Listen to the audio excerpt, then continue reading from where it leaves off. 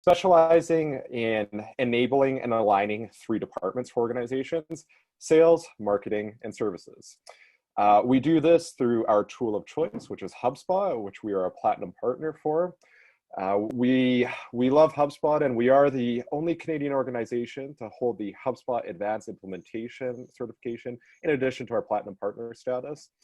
And here are a few of the things that we specialize within the scope of sales, marketing, and service enablement.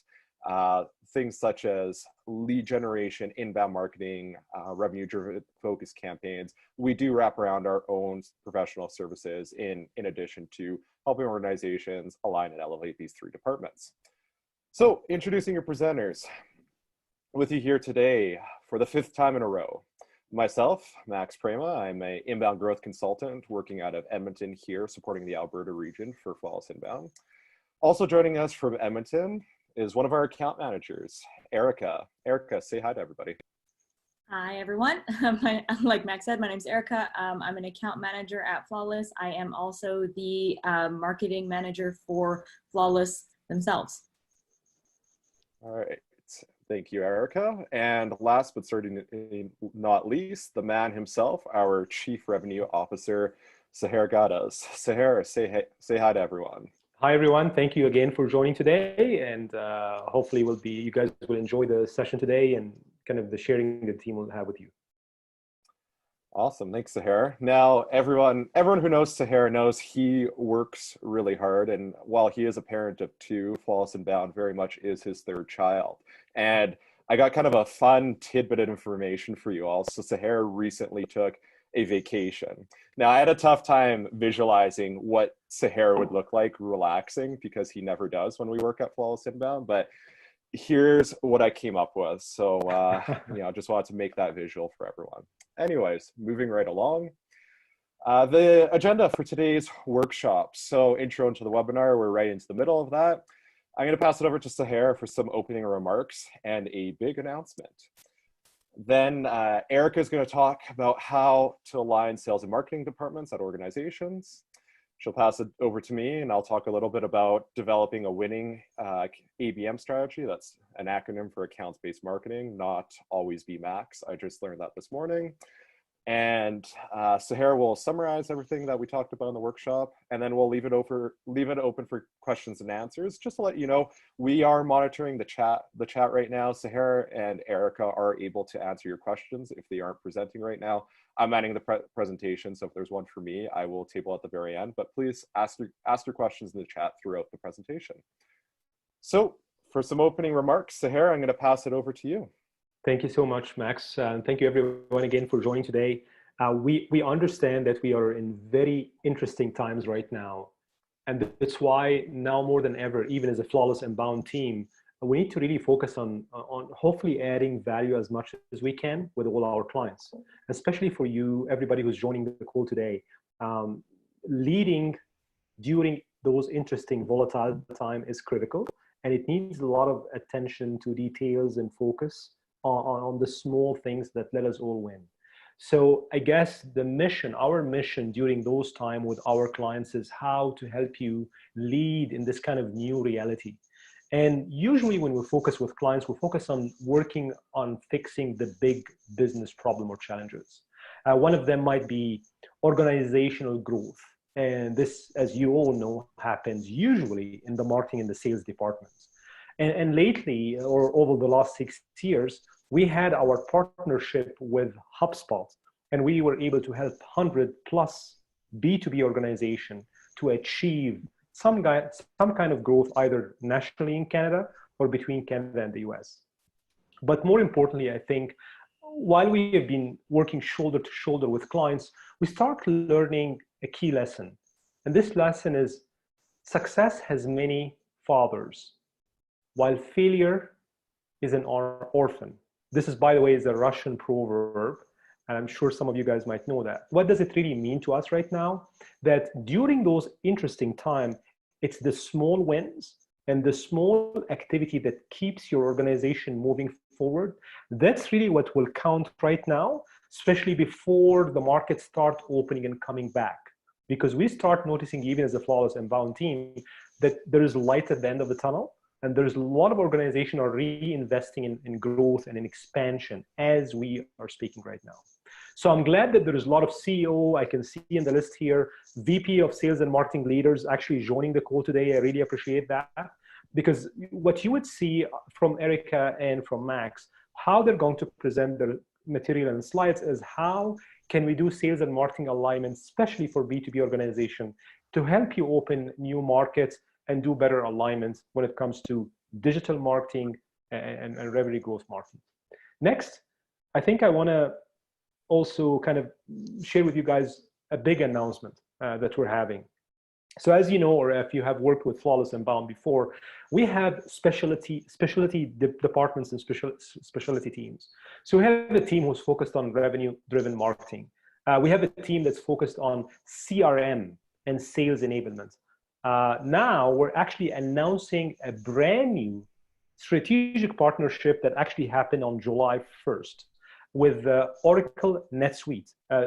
Some of you might know something like an ERP solutions. So NetSuite actually is the #1 enterprise resource planning cloud-based platform, especially for B2B organization, either in the manufacturing space, in the software industry, or in other industries. So we just announced our partnership with Oracle NetSuite. What does that mean to our clients and to the market in Canada and the US? That Flawless and Bound now can add more value in the relationship. First, we started as a digital marketing and revenue-driven organization. Then we evolved into empowering your sales team with CRM. Now we're even going deeper into helping you rise above the noise by implementing a full enterprise resource planning solution. So either you have an inventory management challenge that we can help with, maybe financial management optimization using the Oracle NetSuite platform. So again, if you have more questions about that, me and Max definitely can help you answer a lot of questions around this as well. So now, enough with the big announcement and enough of who we are. Let's go and dig into more details. Erica, I would like you to share with the audience today, how can we start thinking about sales and marketing alignment from your perspective as a marketing manager at Flawless and Bound, and also consulting and helping a lot of our B2B clients? Perfect. Thanks, Seher. So I will start off with a little bit of a story, I guess, about Flawless Inbound ourselves. So a little less than a year ago, maybe about 8 months ago, we realized that we had a bit of a problem when it came to the alignment of our sales and marketing teams. When we would have meetings together, we would realize that maybe the marketing team thought that they were delivering, or that we were delivering hundreds of really good leads, and the sales team would say, no, they're not good at all. And we would say, how are we supposed to know that? And they would say, well, maybe get us good leads. And we would go on, we would kind of go on and on. And we realized that that was holding us back from really being able to grow more as departments and as an entire company. And so we decided that this was probably a common issue that a lot of B2B organizations were facing, in that they had these two departments running completely separately, and they weren't running on the same strategy, on the same mindset, on the same goals.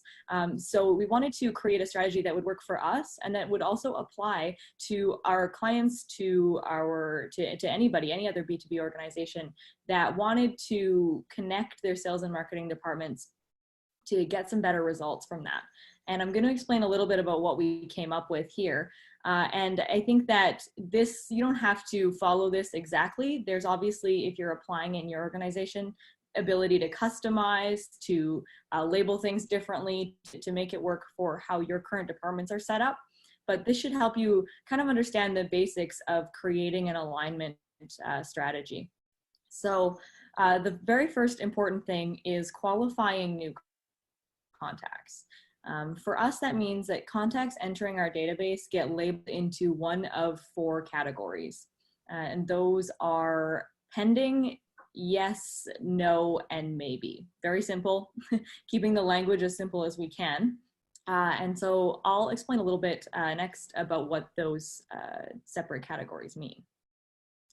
So a pending contact is essentially a contact that is not yet been reached by sales, or maybe the sales team is waiting to hear back from that new lead. Maybe they're waiting to make a decision about whether that lead is good or not. In that case, we call them pending.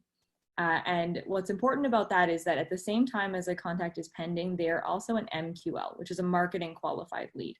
And we'll get into that in a second, but that's really important for the marketing team to know which leads are marketing qualified and which leads are sales qualified, because that helps us to understand when and where and how we should be sending marketing information to these leads. The second option is qualified yes. That's a sales qualified lead. In our case, it means a deal stage of exploratory plus. And that probably doesn't mean anything to any of you, but a certain deal stage when the client is ready to be communicated with sales very frequently, when they're ready to get into those deep dive discussions and they don't want to hear about the fluff anymore, that's a yes qualified client. That means it's almost time to make a sale. The other two options are pretty straightforward. No just means they're not qualified, they're a bad lead, they're a competitor, they're not legit. We put them into a cleaning list and we get rid of them from our database. If they are qualified as maybe, what that means is that they're not ready to be sold to yet, but they are a high quality lead. So maybe they said to a sales team member, we are just looking at our options. In 6 months, we're going to make a decision. In that case, they can be labeled as maybe, and then in 6 months, we'll know to come back to them and start working with them again. We do consider these to be sales qualified leads as opposed to marketing qualified leads, because we do know that they are interested in buying or becoming, like, taking part in one of our programs, but they're just not ready yet.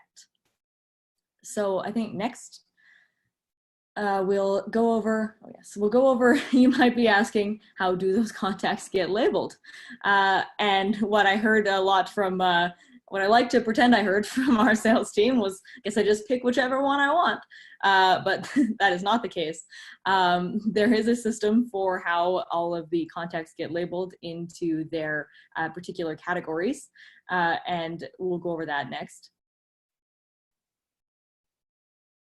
So what happens when a contact comes to our website and fills in one of our forms is that they're automatically marked pending.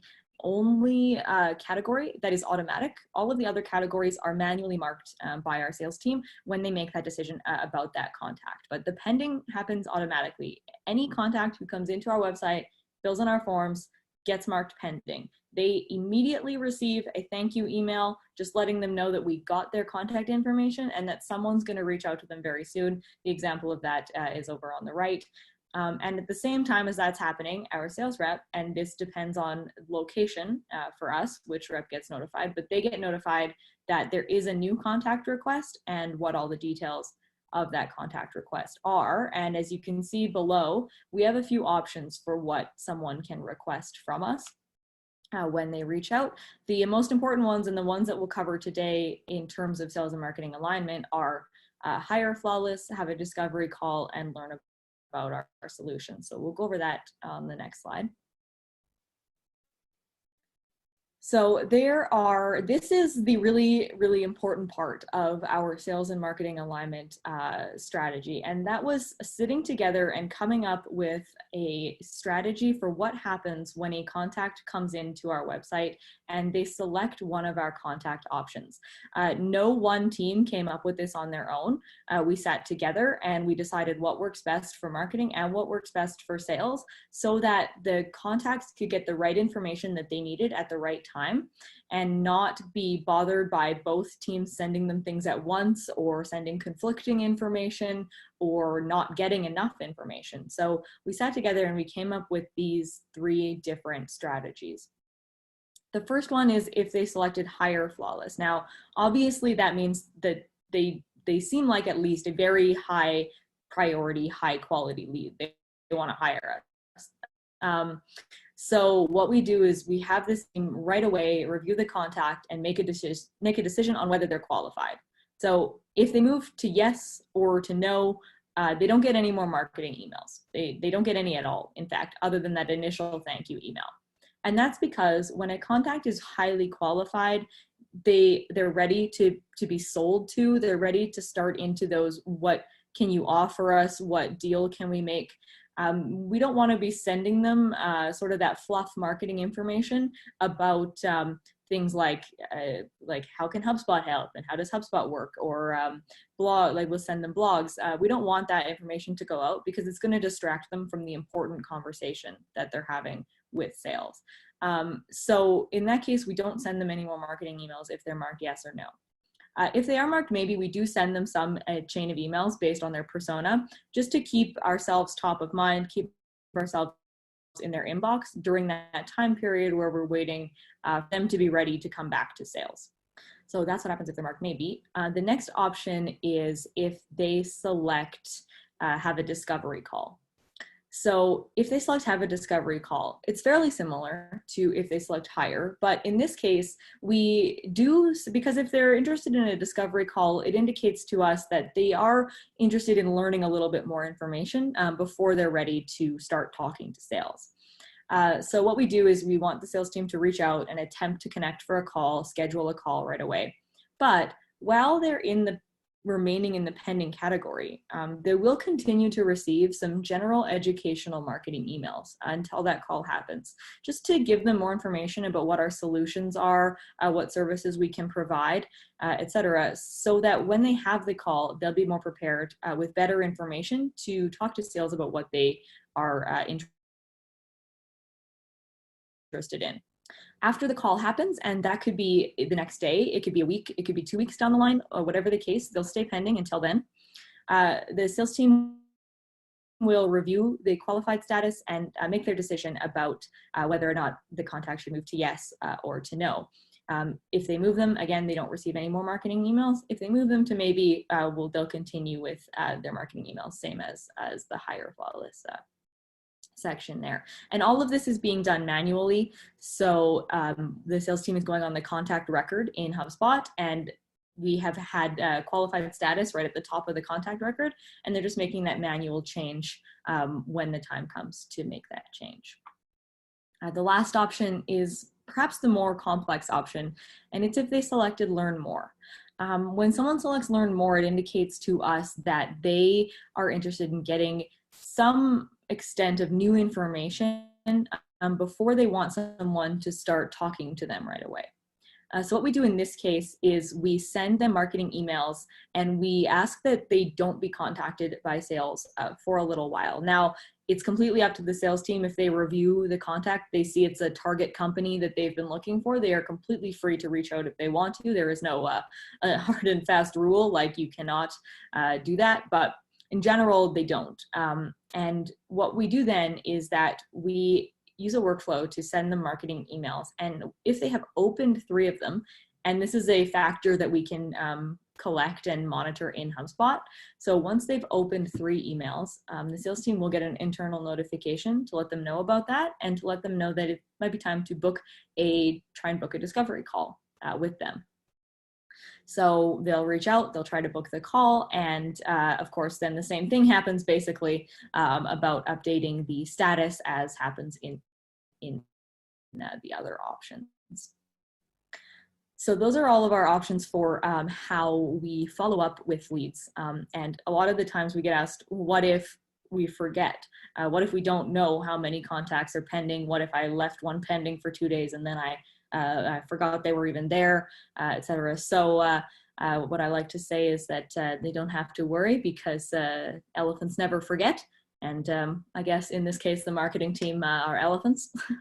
So what we set up is an internal notification, a very simple internal notification to let the sales team know if their contact is pending and they haven't sent any emails or logged any calls to them within 24 hours, then at 24 hours, we want to make sure that they're being contacted right off the bat, especially if they selected hire or discovery call. So if that doesn't happen, they get an internal notification letting them know that they haven't reached out yet. And if another 3 days go by, and this has not happened yet, so good props to our sales team for that. But if another 3 days go by with no activity, then they will get another notification just saying, by the way, this contact still hasn't been followed up with. You probably want to look into that. So then next, we'll talk about how this helps us. So not only does it help us because it gives us a system to make sure that every contact is being followed up with appropriately, and that's very important, but it also helps us to pass that useful data back and forth between teams.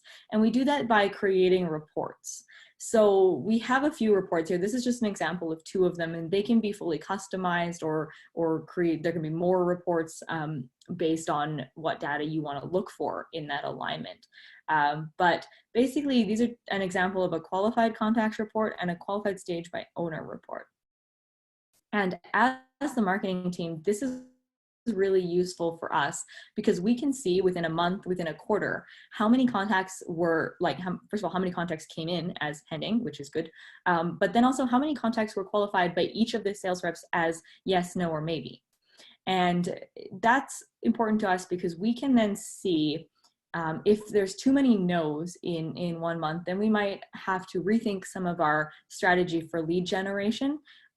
If there are tons of yeses, then we know that that's a lead gen strategy that's working properly. And even if we see that there are a lot of yeses or nos on one particular sales rep and not on the others, then that helps us to understand where we need to have a conversation with that person to understand why they don't see the contacts as qualified or why they're not qualified for their purposes, so that we can make some better decisions there. It's also helpful for the sales team themselves or for the leadership team to be able to see how many contacts they have pending within a month, and to see if there's too many left pending for the month, if they've done a whole bunch of maybes, all kinds of things like that, so that they can just review that information and make some better decisions or some more successful decisions about both the marketing strategies and the sales strategies. And as you can see, our sales rep, John, is not in this meeting. Perhaps it's because there are 45 pending contacts that he is monitoring right now. So he might be busy with those. Yeah, so that's the basics of our sales and marketing alignment. There is one other thing that we did that's on the next slide. And this came at the request of our sales team, and it has ended up being really important to us in designating what contacts are sent what information by email. And we call that our stop marketing property. And that's exactly what it sounds like. A stop marketing property is a simple check yes property on all of our contacts that the sales team can mark off to stop a contact from receiving any more marketing emails. And that means newsletters, blogs, webinar invites, general education emails, literally everything they stop receiving. And it's important that their sales team is able to make that designation, because sometimes they just want to make sure they are in a serious conversation with a client, they're in a serious conversation with a prospect, and they don't want that prospect to get distracted or anything like that with marketing emails and information. So they can mark them stop marketing, and they can, and that means that the contact is fully theirs to communicate with, and that marketing won't send them anything.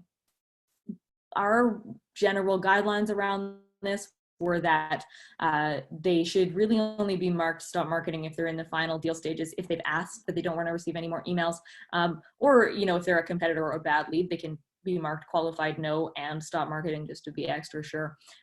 Maybe if they're like a influencer contact, they can be marked stop marketing just because there's no need for them to be receiving emails that are trying to encourage them to make a deal when they're just here to sort of be overall networking contacts or influencer contacts as well. We did create one sort of caveat to the stop marketing property, and that was an events only option. And so that option is just, they can be marked stop marketing, but events only. And that means they won't receive any promotional emails, or they won't receive any like newsletters, anything like that, but they will still receive invitations to events, in person and webinars, although in person is not happening right now. And that was another request that we had from sales, because they found a lot of prospects in their pipeline. They didn't want them to be getting promotional emails because they were already in the pipeline, they were already talking deals, but they did want them to come to webinars like this where they could learn more useful information and ask questions. So we created that property as well. And I think that that is the final slide for me on the sales and marketing alignment. We will have Q&A time at the end. So if you have any questions about how we set that up in HubSpot, or how we monitor it, how we both teams use it, please feel free to ask those then. And otherwise, I will pass it on to Max to talk about account-based marketing. And hey, Erica, great job. Before passing it on to Max, I just want to say, you made me so busy right now when you were presenting, because there have been a lot of questions actually while you were presenting, which is awesome. Please, just as a reminder for everyone, I was just busy answering a lot of questions. I think Max have seen that, but please get your questions going. And Max now will move into ABM account-based marketing. By the way, Max, there was a lot of questions about, can you guys show us how a campaign looks like? And I told all of the team members joining today, wait for it. Max is going to share it. Erica, there was a lot of questions around more details around workflows in HubSpot. How can we move them from the yes, no, maybe? There was a couple of questions actually around, so what happens when no? Why do we still need them in the platform and things like that? So for all attendants today, we are monitoring the Q&A. There's a lot of questions coming in, which is amazing. Please make sure that all your questions are in the Q&A. Also, if there is more questions that we couldn't answer, we'll make sure to stay on the webinar for the last 10 minutes to make sure we answer all the questions. Erica, thank you again, amazing job. So now we know how maybe a marketing team should align with the sales team, especially in B2B organization, where we understand that the sales process can take 3, 6 months, maybe 9 months or a year. So we get that. So the key point now is we understand there's a lot of channels. Some might come on the website, fill a form. Some might be running a webinar like this, virtual trade shows just because of the current condition with COVID, or virtual meetings and follow up and things like that. The real question now is, so now we get that from a marketing perspective. Max, how can a sales team now take what Erica did and work with the marketing team from a sales perspective to launch a proper campaign to open new markets, hopefully help in closing multi-year contracts and do more of that? You betcha. So as Erica said in her part, one thing that works extremely well for Flawless Inbound is the collaboration between the sales and marketing departments, even above and beyond our, as we call them, sales and marketing alignment meetings. Before I get into my part here too, regarding the Q&A section, if anyone wants to throw Sahara a curveball and go Jeopardy style with these and put an answer to the question, and then Sahara has to respond with a question. We always like to keep things fun here. So for instance, if you put Max and Erica, Sahara would have to respond with my favorite, Sahara's favorite Flawless Inbound employees are ? So anyways, how to develop, let's get into my part now. How to develop a winning ABM strategy. Help a brother out, why won't you? So let's start with the foundations of lead generation, account-based marketing. What is that? So first and foremost, a lot of organizations view their marketing department kind of as a funnel, right? Going to market, finding, if you're B2B, finding businesses, finding individual contacts, and starting to qualify them little by little. And then once you get to a decision maker, passing that along to the sales department.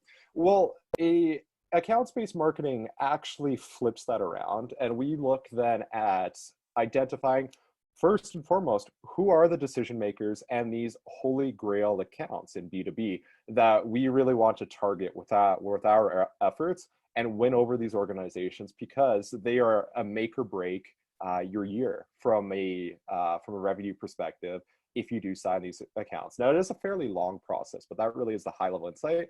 And as I said before, it's not, even though it's, marketing is in the acronym, it really is a collaborative effort between the two departments in sales and marketing. So from there, you identify the decision makers and maybe some of the key influencers of the organizations. Then you develop a industry customer profile. So going to market with the idea that anyone and everyone can be your customer is it's asinine to really to put it bluntly. You want to determine who are your advocates. What, if you're solution selling, who does your solution actually empower? Can you actually bring value to this organization? Do you have a consistent win ratio with this specific industry? And that's who your industry customer profile is. And then select your markets and accounts around there, right? So you have to go even more granular than that. Can everyone afford you? Does every single organization within this market, that target market that you've identified, actually need your solution? So on and so forth. And then from there, targeting the decision makers, we'll show how we do that. I'll get a little bit, I think actually on the next slide, I'll talk about kind of what resources we use to determine who the decision makers are.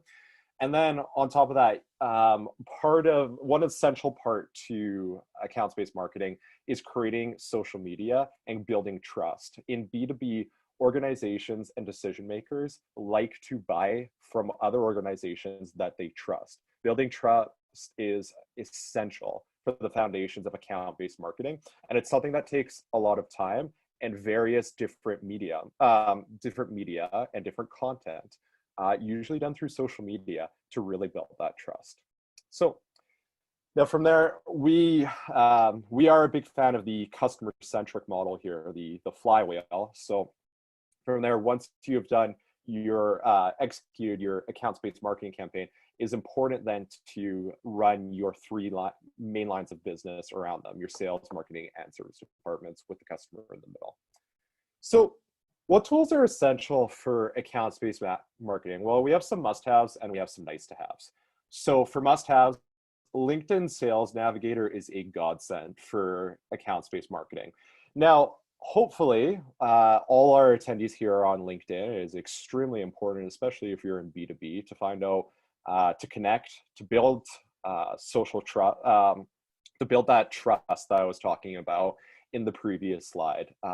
This is one way organizations find you. We have a lot of qualified leads and a lot of business that comes in originally through LinkedIn. We're able to tell that through the next thing on the list, HubSpot. So HubSpot is not only our CRM solution, it's also our marketing automation.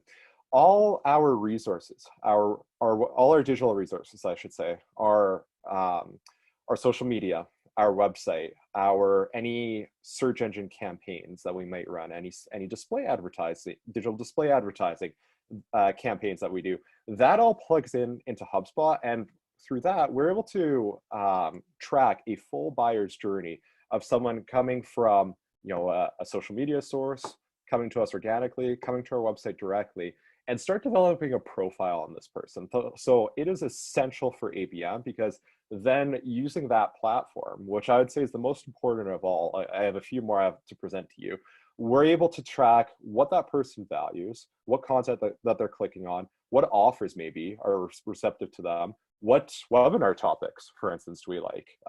Sorry, not to expose everyone, but we know not just from the names that are in the participants on Zoom, but HubSpot also tracks that data. Erica creates a list of July webinar attendees, participants, and signups. So going forward, market research platform, Crunchbase. I'm going to pass that actually back to Sahar to talk a bit more about this one. Beautiful. Thanks, Max. So I know I'm getting, again, more questions around, so how we can open new markets. Are you guys happy with the Zoom platform, things like that? And I'll answer your question, Max, about Crunchbase. So just for everybody to know here, right now on this webinar, we have 12 different organizations joining right now live. And out of those 12 different organizations, there might be one or two people from the same organization, so that everybody knows who's who on the call today. And why I'm mentioning this. So let's say you're a B2B organization, either in manufacturing, IoT, SaaS, cloud-based, biotech, construction, insurance, you name it. we've noticed that eventually your VP of sales will come to you or come to the VP of marketing and say, hey, we want to open new markets. So the first thing you do is market research. We found that there is a tool called AccountBased. I'm sure some of you guys on the webinar know about it. It's a great way so that you can research a couple of things. Number one, new trends in your industry or trends in the micro vertical market that your organization want to start selling and positioning their service or their technology platform to. So that's number one. Number two, which organization are searching for solutions right now? Number three, what kind of content article you can actually create to be able to match so that the decision maker can start reading your content or joining your webinar, things like that. So we would suggest AccountBased as a platform. I think monthly pricing, they have the free version. It gives you like a 7-day trial. And then I think monthly after that's like $25 US. Just have your marketing team discover it first. And then from there, of course, as Max said, as a must-have, you need a marketing automation tool, i.e., let's say HubSpot. And for your sales team, you need to empower them with Sales Navigator tool. The key point before I hand it over to Max is, in this conversation today, if the Flawless Inbound team is advising all the teams attending today of any technology stack for your sales and marketing, we are very sensitive that we don't advise you with technology tools where you find yourself with a lot of technology tools that doesn't speak together. So anything we mention today, we are putting the hat of a CTO, Chief Technology Officer, while we're sharing that with you guys, so that when you guys start bringing those technology platforms together, there will be orchestration and there will be integration to those, so that you don't find yourself with a lot of technology stack, and now your marketing and sales team have to log in, log out of different platforms. Now you're wasting more of their time as well. Max, back to you. Awesome. Thank you, Sahar. So getting into the nice to haves, Facebook and Twitter business profiles, extremely important, because really, to put it simply, you never know where your traffic is going to come from. Hopefully, you know, all the CEOs and VP sales and marketing that we have right now in the audience, you do have these profiles set up because you want presence wherever your market may be. I know most organizations here are business to business, and while Facebook and Twitter seem to thrive in the business and consumer space, there is a way to market business to business, even though, you know, LinkedIn very much is the business social media platform that's used most prevalently. It is important to also be active on those channels, and it's completely free to set up an account, a business account.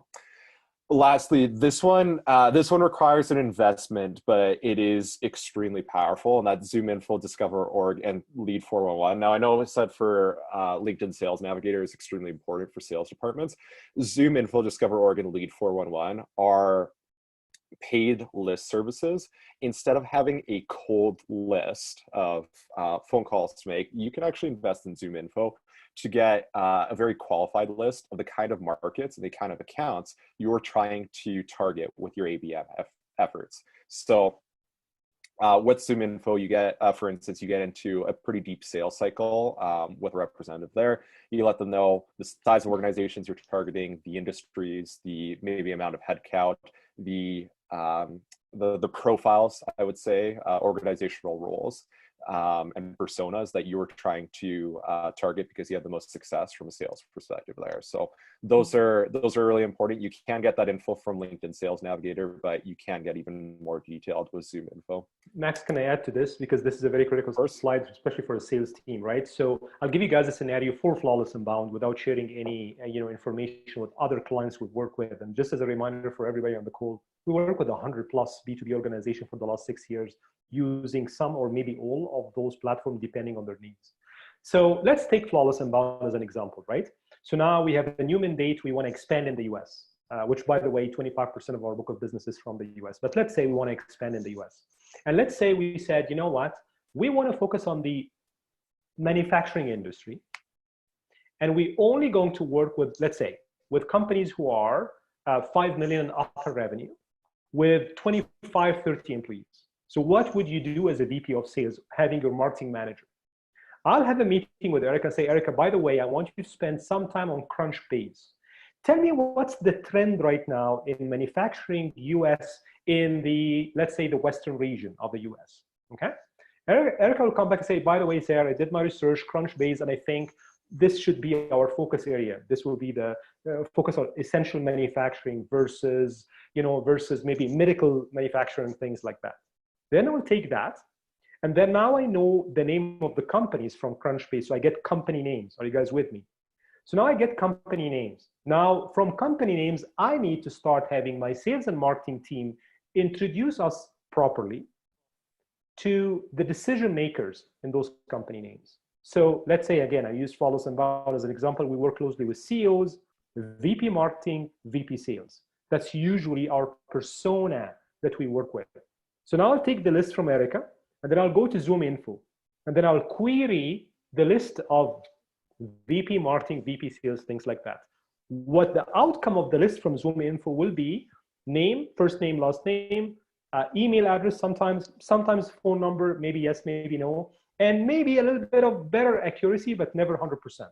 Now we get that. Then we go to LinkedIn Sales Navigator. So what would the sales team do from there? Start adding value. Not asking for a discovery meeting, not pushing articles that they never heard about us and we're just pushing them. Just add value with them. That's Sales Navigator. But then the final glue point is that HubSpot is connecting with all this technology stack. So then Erica and her team, John, Max and their team, they know now, is this lead engaging with us? Are we annoying them? Or are we adding value to them to attract them to our brand, which is Flawless Inbound? And as soon as we see that they're attracted to us, then ABM comes in place, and this is where Max is going right now. I hope that makes sense. Max, back to you. Awesome. So ABM now is step-by-step process. So we've talked about what ABM is from a high-level perspective, as well as some of the technological investments that you guys need to make. So how does it look from kind of a high-level execution standpoint? So firstly, you have to design a multi-touch campaign encompassing the buyer's journey around the specific problem. So one thing that's essential, and one thing that Erica and her team do extremely well from an execution standpoint, is instead of marketing a solution, and saying a Flawless Inbound program is right for you, we make our campaigns designed around the pain points, or maybe the goals, or maybe the problems that these targeted industries that we're going after are facing on a day-by-day basis. From there, then we, assuming that we've already done the pre-work and they're in our CRM, they've opted in for our emails, maybe they've signed up for a webinar, that we start giving them the valuable content that it takes for them to start building that relationship, building that all-important trust that I was talking about. So we have various parts of our content strategy. So we have ebooks, content, infographics, and also we have plenty of content that we put on social media. Just build awareness really about Flawless Inbound, and also give give some strategic points on how do they address those specific industries, goals, or challenges that they're facing within their own industry. From there, now we invite them to a virtual show and tell if they aren't already there. So maybe a webinar, a podcast, or a recorded event. This is again about building that social trust. So making them kind of giving them, let's say, the Flawless Inbound experience, right? Inviting them to one of our in-person workshops when those are a thing again, or one of our webinars. Going deeper into the value and giving them a presentation. Not necessarily a sales presentation just yet, just more information about what they're interested in, topics that they're interested in. Follow up via an email with a customer testimonial or case study. This is extremely, extremely important. So you always want to guide that specific contact, or prospect along their buyer's journey. And that takes a lot of effort, both from the sales and marketing teams. So we have a lot of formalized follow-up processes after an event, like a webinar, for instance. We have a specific follow-up process for those who attend, for those who signed up and didn't attend, and those who may have missed it, right? We want to ensure that we're covering all the bases there. So email tends to work best for that, but you can get creative with other outreach depending on how qualified that specific contact is. Create a pillar page / website section and add 2 or 3 cluster topics or specific blogs. I'm actually going to get into that into the next slide, so I'm just going to leave that point as is. And then lastly, again, I do have this on the next slide as well, but an interactive tool and conversational marketing strategy / chatbot to serve as a concierge. This is really important. Now, not all chatbots are equal. You can make an adaptive chatbot, and I'm going to talk actually on the next slide on how we do that. So going into more execution. So this is actually taken out of the Flawless Inbound homepage. If you go to flawlessinbound.ca and scroll down a bit, you're actually going to see some links to some industry pages. So notice, as I've already said, that we do our accounts-based marketing based on industry. You don't necessarily have to do it this way, but we do find it works best for us. So that's what we recommend. So engineering, software as a service, managed service provider, construction. There are a lot of organizations that we've helped in the past that we've gotten some results for. We have case studies for. We know what pain points that we may face, and we've really grown with these organizations that partner with us.